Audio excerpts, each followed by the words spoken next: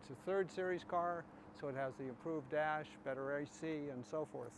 It also came new with an automatic, one of not that many Espadas that ever came with an automatic. We'll do a quick walk around. Unfortunately, there's a dent in the nose right here. We have a metal shop that can take care of that. We'll do a walk around. The rest of the body is actually quite nice. The paint is older, but it shows well. Again, here it's looking good. It has the trunk carpet, has the books, comes with an information packet on the car. You notice it's a US car with the large bumpers.